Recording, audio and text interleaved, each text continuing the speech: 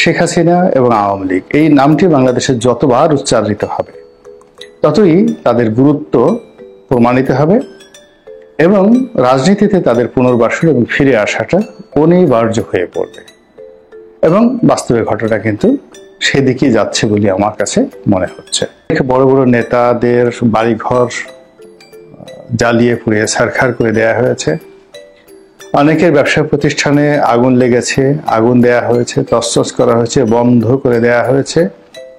আর যে সকল public limited company, bank, বিমা থেকে শুরু করে অন্য কর্পোরেট হাউসগুলো, সেগুলোকে প্রাতিষ্ঠানিকভাবে অন্য যারা শেয়ার হোল্ডার রয়েছেন তারা দখল করেছেন এবং কিছু কিছু ক্ষেত্রে রিসিভার, কিছু কিছু ক্ষেত্রে প্রশাসক নিয়োগ করার জন্য প্রক্রিয়া চলছে।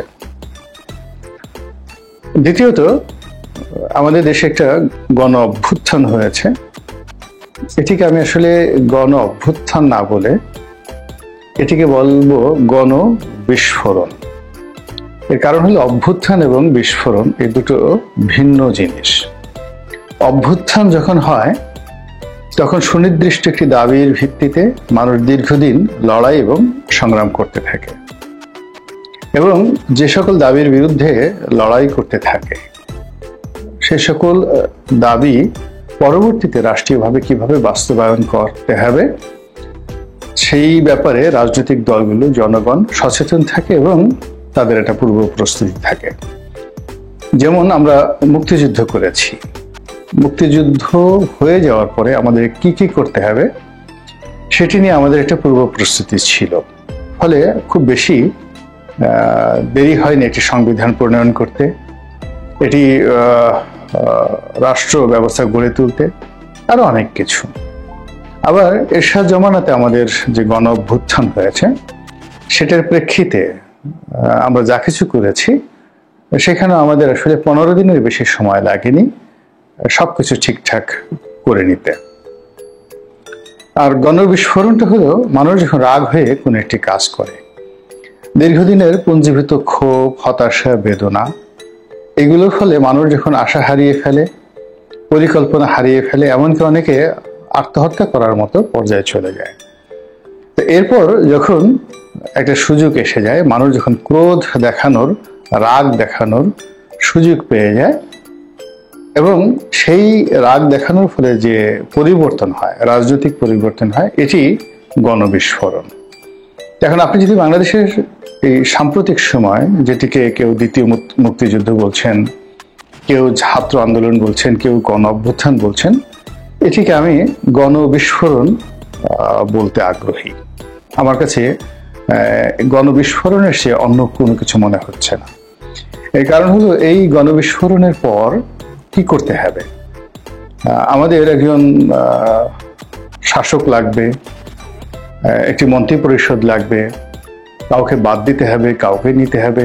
এই ব্যাপারে আমাদের কোনো রকম গ্রাউন্ড ওয়ার্ক কারোর নিকট ছিল না এবং সিভিল ব্যুরোক্রেসি, মিলিটারি ব্যুরোক্রেসি থেকে শুরু করে জুডিশিয়ারি, মানে এই আন্দোলনের পক্ষে একটি শক্তি, সংঘবদ্ধ শক্তি ছিল না যারা এই কাজগুলো সুন্দরভাবে করে রাখবে।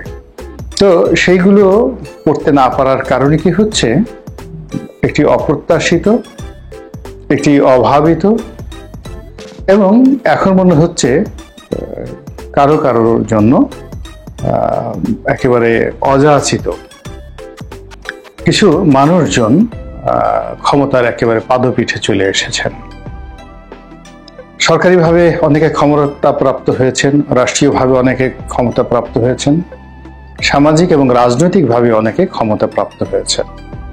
ফলে সেই পাড়া মহল্লার যে চাঁদাবাজি, ঘাট দখল, বাস দখল, এইগুলোর সঙ্গে আপনি যদি সচিবালয়ের ঘটনার মিলানোর চেষ্টা করেন অথবা সচিবালয়ের ঘটনার সঙ্গে যদি আপনি পুলিশ প্রশাসনের ঘটনা মিলানোর চেষ্টা করেন, বিচারাঙ্গনের ঘটনা মেলানোর চেষ্টা করেন, তারপর বুদ্ধিজীবী, সাহিত্যিক, সাংবাদিক, প্রেস ক্লাব থেকে শুরু করে ব্যাংক, বিমা, যে জায়গাগুলো রাষ্ট্র নিয়ন্ত্রণ করে, সেই জায়গাগুলোতে যদি আপনি সবকিছু মিলানোর চেষ্টা করেন, আপনি ভীষণ রকম হতাশ হবেন। ভীষণ রকম হতাশ হবেন এই কারণে যে একটির সঙ্গে আরেকটির আন্তঃসংযোগ নেই, মিল নেই। কোথাও বিএনপি ক্ষমতাধর, কোথাও জামাত ক্ষমতাধর, কোথাও সমন্বয়করা ক্ষমতাধর, কোথাও উপদেষ্টারা ক্ষমতাধর, কোথাও ডক্টর মোহাম্মদ ইউনূস ক্ষমতাধর, কোথাও বিএনপির লোক মানে গ্রামীণ ব্যাংকের লোক ক্ষমতাধর, কোথাও চট্টগ্রামের লোক ক্ষমতাধর। সব মিলিয়ে একটি হ্যাপহ্যাজার্ড হযবরল অবস্থা তৈরি হয়েছে। এবং এই হযবরল অবস্থার মধ্যে কিছু আইন করার চেষ্টা করা হচ্ছে, কিছু সংস্কার করার চেষ্টা করা হচ্ছে, কিছু বুলি আওড়ানো হচ্ছে, বিদেশ থেকে লোন আনার চেষ্টা করা হচ্ছে, পরিস্থিতি সামাল দেওয়ার চেষ্টা করছে, কিছু ব্যাংকে লোন দেওয়ার চেষ্টা করা হচ্ছে, নানা রকম, কিন্তু কিছুতেই কোনো কিছু হচ্ছে না। এর ফলে বারবার শুধু আওয়ামী লীগের নাম আসছে। প্রচারণার একটা ভাষা আছে, পাবলিকেশন, তারপর অ্যাডভার্টাইজমেন্ট, এই দুটো শব্দ। তো প্রচারণা এবং প্রকাশনা, মানে এটা যেভাবেই হোক না কেন, ইতিবাচক বা নেতিবাচক যেভাবেই হোক না কেন, আলটিমেটলি এই জিনিসগুলো আপনার পক্ষে আসবে। এখন আপনি গালি দেওয়ার জন্য বলেন, কিংবা শাস্তি দেওয়ার জন্য বলেন, প্রশংসার জন্য বলেন, এই কারণ হলো যারা এই মুহূর্তে ক্ষমতায় আছেন তারা না আওয়ামী লীগকে নির্মূল করতে পারছেন, না আওয়ামী লীগকে পরিশোধিত করে পুনর্বাসিত করার চেষ্টা করছেন। যদি ডক্টর মোহাম্মদ ইউনূস রাজনৈতিকভাবে প্রজ্ঞাবান হতেন, তিনি সবার আগে চেষ্টা করতেন, একেবারে সবার আগে, যেটা শহীদ প্রেসিডেন্ট জিয়াউর রহমান করেছিলেন। তিনি এই আওয়ামী লীগকে শেখ হাসিনা মুক্ত করতেন, শেখ পরিবার মুক্ত করতেন, দুর্নীতিবাজদের মুক্ত করতেন, এবং তিনি আহ্বান করতেন যে গণভবনের দরজা তাদের জন্য খোলা, আওয়ামী লীগ যারা 2009 থেকে এই পর্যন্ত একটি দুর্নীতি করেননি, এই পার্টির জন্য যাদের কন্ট্রিবিউশন আছে এবং এই পার্টি সংগঠিত করতে ইচ্ছুক, রাষ্ট্র তাদেরকে সহযোগিতা করবে। এবং এই কথাটা বলার সঙ্গে সঙ্গে সেই ব্রিটিশদের যে ডিভাইড অ্যান্ড পলিসি রুল, এটি হয়ে যেত এবং আওয়ামী লীগের মধ্যে দুটো ভাগ হয়ে যেত। যারা পালিয়ে গিয়েছে তারা এবং যারা পালিয়েছে তাদের একটি ভাগ, আর যারা পালায়নি তারা রাজপথে নেমে আসতো। আর তারা রাজপথে নেমে আসার সঙ্গে সঙ্গে এই মুহূর্তে ডক্টর ইউনূসের যে ভয় এবং আতঙ্ক জামাতকে নিয়ে এবং বিএনপিকে নিয়ে, সেই জিনিসটি সঙ্গে সঙ্গে তার চলে যেত। এটা শুধুমাত্র তার ইচ্ছা, সদিচ্ছা, আর কিচ্ছু না। নেতা হওয়ার জন্য ঝুঁকি নিতে হবেই। তো সেই কাজগুলো তিনি করতে পারেননি এখন পর্যন্ত, এবং সম্ভবত পারবেন না। তাহলে কি হবে? যারা পালিয়ে আছেন তারা উকি ঝুঁকি দিয়ে দেখছেন যে কখন বের হবেন দেশের মধ্যে, আর দেশের বাইরে যারা পালিয়ে আছেন তারা ওখান থেকে গভীর মনোযোগ সহকারে যারা বাংলাদেশের পরিস্থিতি, পরিবেশ পর্যবেক্ষণ করছেন এবং কখন কি করে বাংলাদেশে আসা যায় সেই প্ল্যান এবং পরিকল্পনা তারা করে চলেছেন। দ্বিতীয়ত যেটা আছে সেটা হলো দেশের মধ্যে যারা আছেন, দেশের বাইরে যারা আছেন, তাদের সকলের নিকটই অঢেল অর্থ। বাংলাদেশি মুদ্রায় তাদের অর্থ আছে, বিদেশি মুদ্রায় তাদের অর্থ আছে। এবং আপনি জানেন যে অর্থ এত বড় একটা নিয়ামক শক্তি যে এটি কারো হাতে থাকলে তার অন্য যে কোনো যোগ্যতা খুব অল্প পরিমাণে থাকলেই হয়। জ্ঞান, গরিমা, শিক্ষা, দীক্ষা খুব অল্প থাকলে কিন্তু হয়ে যায়, তারা অনেক কিছু করতে পারে। তো সেই দিক থেকে যারা বর্তমানে আওয়ামী লীগের পলাতক লোকজন রয়েছেন, বলা হয়ে থাকে তাদের সকলেরই অন অ্যাভারেজে 100 কোটি থেকে হাজার হাজার কোটি টাকা রয়েছে। তো এই টাকা দিয়ে তারা যদি গার্মেন্টসে বিশৃঙ্খলা তৈরি করতে চান, তারা যদি জনপদে বিশৃঙ্খলা তৈরি করতে চান, তারা যদি সন্ত্রাস করতে চান, তারা যদি সরকারের কর্মকাণ্ডে বাধা দিতে চান, এটি তাদের জন্য ওয়ান-টুর বিষয়। তো এই বিষয়গুলো সরকারকে প্রস্তুতি নিতে হবে। দ্বিতীয়ত, যারা আছেন একেবারে গত 15 বছর ধরে যে বিশাল একটি শ্রেণী তৈরি করা হয়েছে প্রশাসনে, একেবারে নিম্ন স্তর থেকে সর্বোচ্চ স্তর পর্যন্ত, তারা ভুল পাল্টে চুপচাপ করে আছেন বটে, বা চুপচাপ হয়ে আছেন বটে, কিন্তু সুযোগ পাওয়া মাত্রই তারা যে খসে উঠবেন এটি নিশ্চিত করে বলা যায়, কোনো সন্দেহ নেই। এবং সেটি সামাল দেওয়ার মতো অবস্থা বাংলাদেশে কারোরই নেই। তো কাজেই এই ফুঁসে ওঠার জায়গা থেকে রক্ষা পাওয়ার জন্য যা যা করা দরকার সেই কাজগুলো কিন্তু ডক্টর মোহাম্মদ ইউনূস এখন পর্যন্ত শুরু করতে পারেননি। তিনি শেখ হাসিনার ফসিল, সেই ফসিলের উপর তিনি বসে আছেন। শেখ হাসিনার চেয়ার, শেখ হাসিনার বাসভবন, শেখ হাসিনার বঙ্গভবন, শেখ হাসিনার প্রেসিডেন্ট, শেখ হাসিনার সংবিধান, সবকিছুর উপর বসে আছেন।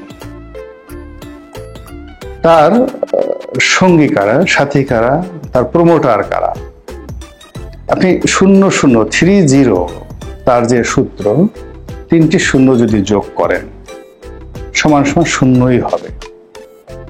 ভাগ করলেও শূন্য হবে, গুণ করলেও শূন্য হবে। এটা ম্যাথমেটিক্সের একটা টার্ম।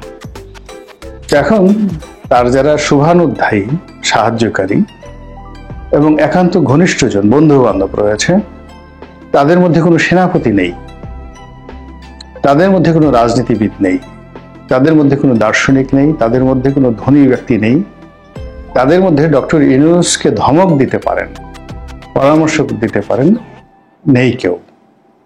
ওনার আশেপাশে যারা আছেন সকলের মুখে একই বক্তব্য, আপনি মহান, আপনি শ্রেষ্ঠতর, আপনি এই জমিনের গত 1000 বছরের শ্রেষ্ঠ মানব।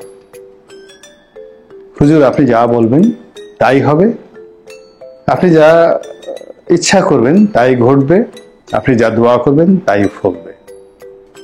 এই কথাগুলো তার আশেপাশের লোকজন যেভাবে তিনি সেট আপ করেছেন, তাদের মুখ থেকে এর বাইরে ভিন্ন কোনো কথা আসবে না যে হে ইউনূস, আপনি ভুল করছেন।